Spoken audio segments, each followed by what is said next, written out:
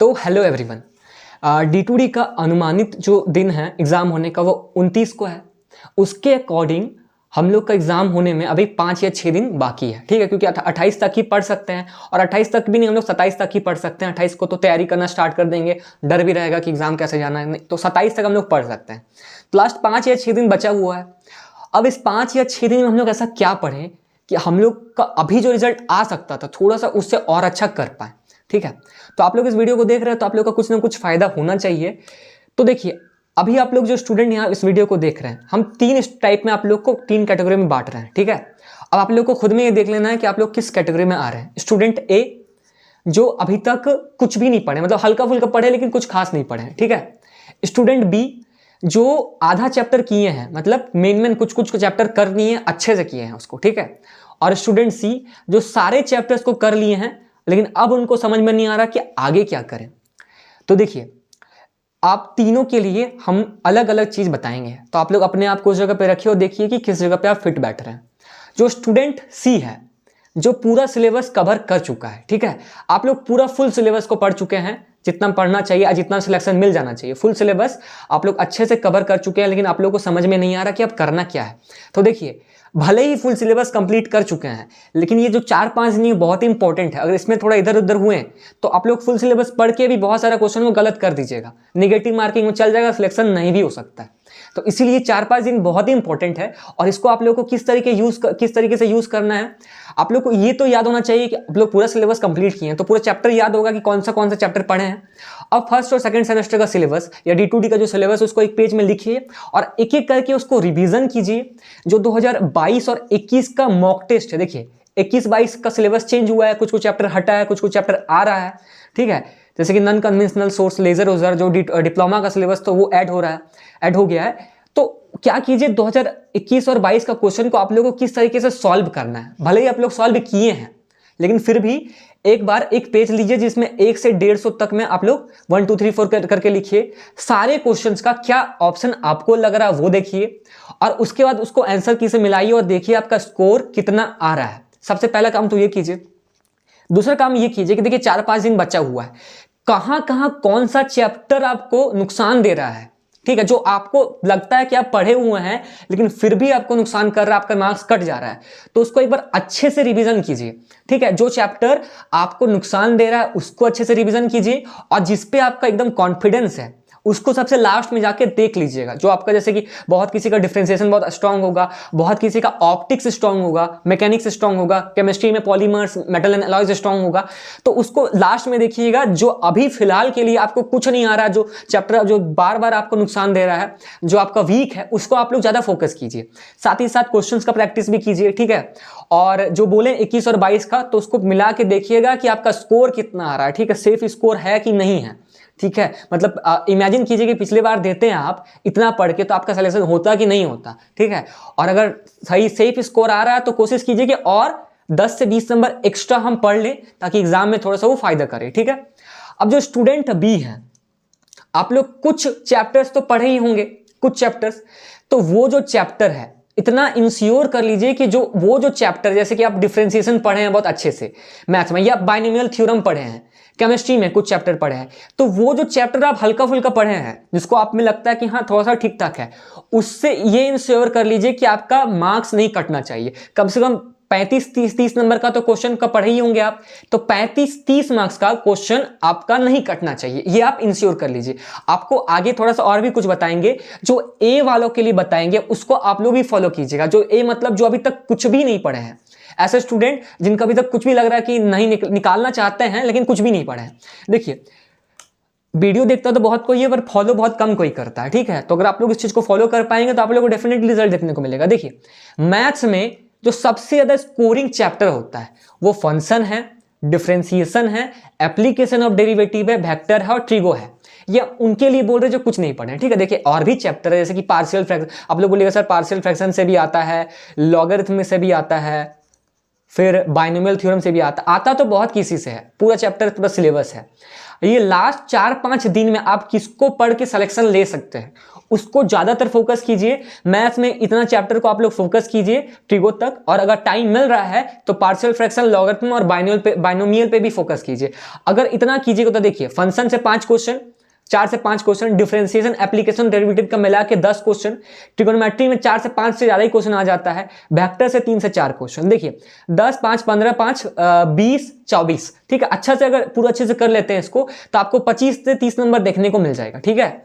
उसके बाद फिजिक्स में जो ऑप्टिक्स का चैप्टर है, ऑप्टिक्स मतलब पूरा ऑप्टिक्स, रे ऑप्टिक्स और वेव ऑप्टिक्स दोनों ही बोल रहे हैं। रे ऑप्टिक्स मतलब कि जिसमें हम लोग लाइट पढ़ते हैं, वेव ऑप्टिक्स मतलब कि गामा, एक्स रे, वाई रे, ठीक है, जो हीट निकलता है उससे कौन सा रे निकलता है, जो ग्रीन हाउस गैसेस है उससे कौन सा रे इमिट होता है, किस रे की वजह से ग्रीन हाउस गैसेस होता है। आप लोग को अगर पता है तो कमेंट में एक बार लिख दीजिएगा इसको। ऑप्टिक्स पूरा, रे और ऑप्टिक्स, वेव ऑप्टिक्स दोनों को कर लीजिए। मैकेनिक्स में क्या करना है देखिएगा, मैकेनिक्स का वीडियो बनाया तो पूरा सिलेबस डाले थे, तो पूरा सिलेबस को आपको पढ़ना है, तभी आप सारा क्वेश्चन बना पाएंगे मैकेनिक्स में।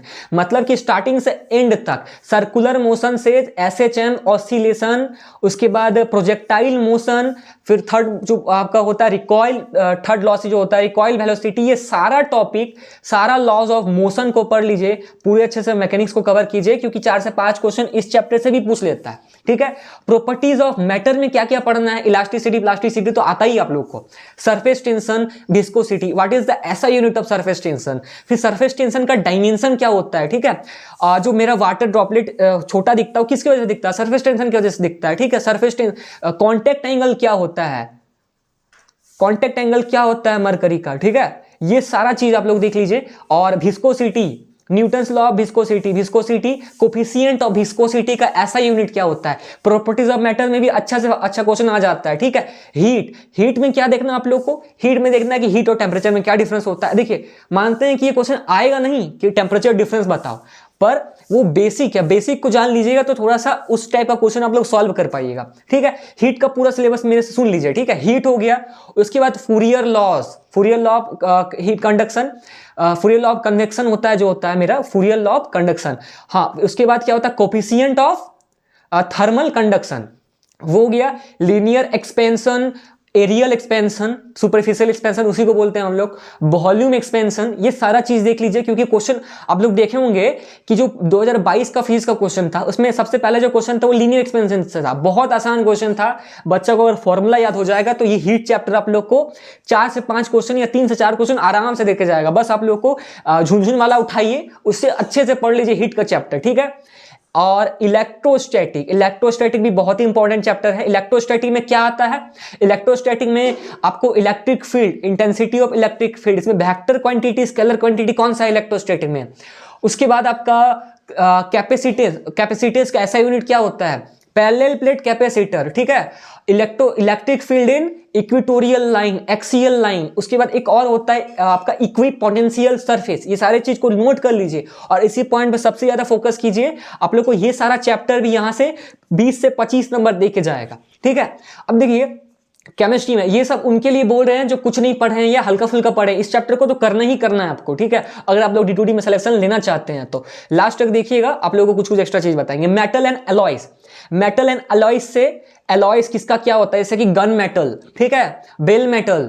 उसके बाद स्टेनलेस स्टील में हम लोग क्या मिलाते हैं, क्या मिलाते हैं कि जैसे क्रोमियम मिलाते हैं जिससे उसका जंग ना लगे, ठीक है। उसके बाद पॉलीमर्स, पॉलीमर्स पूरा चैप्टर को कि कौन सा होता है पॉलीएमाइड, कौन सा होता है polyester, condensation polymers, addition polymers. उसके बाद सबका मोनोमर्स, सबका मोनोमर्स याद कर लेना आप लोग को, ठीक है, एकदम रट जाना है। कैप्रोलेक्टम किसका होता है, नाइलॉन 66 का क्या होता है, ये सारा चीज आप लोग को याद कर लेना है।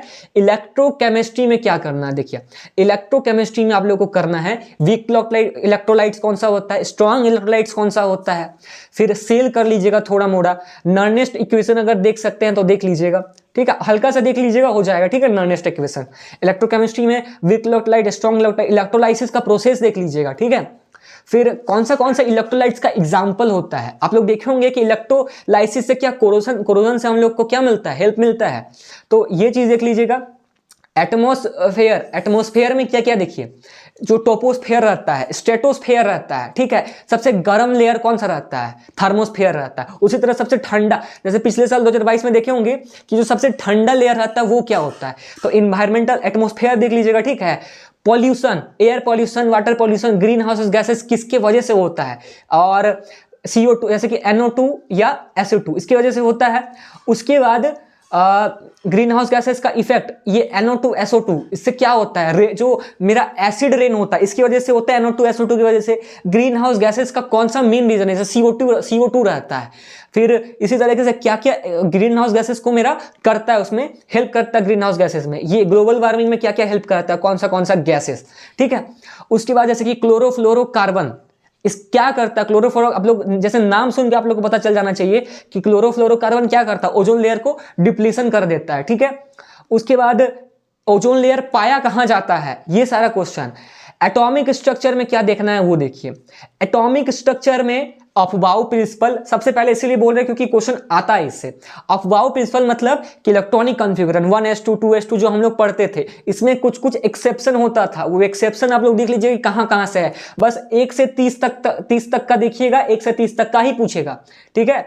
उसके बाद 1 से 30 तक का आप लोग ये देख लीजिएगा कि कौन सा सबसे इलेक्ट्रोनेगेटिव एलिमेंट होता है 1 से 30 तक, ठीक है। 130 तक एटॉमिक नंबर में, एटॉमिक नंबर क्या होता है, मास नंबर क्या होता है, ठीक है। जैसे कि Zn2+ है तो इसमें कितना इलेक्ट्रॉन होगा ये आप लोग को आना चाहिए, ठीक है। कैसे आएगा ये सब क्वेश्चन, कैसे बनेगा, जब तक आपका 1 से 30 तक का एटॉमिक नंबर याद नहीं रहेगा नहीं बनेगा सारे क्वेश्चन। तो पहले तो एक काम कीजिए, 10-15 मिनट लेके अभी इस वीडियो के बाद तुरंत 1 से 30 तक का आपका एटॉमिक नंबर पूरा याद कर लीजिए। इतना भरोसा रखिए, एक क्वेश्चन आप जरूर सही करके आएंगे अगर याद कर लेते हैं तो। उसके बाद एटॉमिक स्ट्रक्चर में एक और चीज बताते हैं, देखिए एटॉमिक स्ट्रक्चर बड़ा चैप्टर है, आइसोटोप्स आइसोबार भी कर लीजिएगा। पीरियोडिक टेबल जो रहता है, ठीक है, लास्ट में जो मेरा नोबल गैस रहता है वो कौन सा ग्रुप में रहता है, ट्रांजिशन मेटल कौन सा ग्रुप को बोलते हैं, ट्रांजिशन एलिमेंट कौन सा ग्रुप को बोलते हैं, मेटल इधर से जाते हैं तो मेटल का प्रॉपर्टी बढ़ता है कि घटता है, फिर इधर से जाते हैं तो नल मेटल का प्रॉपर्टी बढ़ता है कि घटता है, मेटलॉइड्स का एग्जांपल क्या क्या होता है, मेटलॉइड्स। उसके बाद हमको इसमें यह देख लेना है कि इलेक्ट्रोनेगेटिविटी किधर बढ़ता है, इलेक्ट्रोनेगेटिव पॉजिटिविटी किधर बढ़ता है। तो पूरा पीरियोडिक टेबल को थोड़ा सा देख लेना, ज्यादा टाइम नहीं लगेगा, 30 मिनट लगेगा, ठीक है। तो ठीक है, इस वीडियो को हम लोग यहीं पे एंड करते हैं, मिलते हैं आप लोगों से हम जल्दी ही, तब तक के लिए आप लोग पढ़ते रहिए, जल्दी ही हम लेके आएंगे केमिस्ट्री का क्वेश्चंस, केमिस्ट्री का मॉक टेस्ट आप लोगों को जल्दी मिलेगा। और इस वीडियो को थोड़ा सा शेयर कीजिए ताकि थोड़ा सा सभी उन बच्चों को पहुंच सके जो इस बार एग्जाम दे रहे हैं।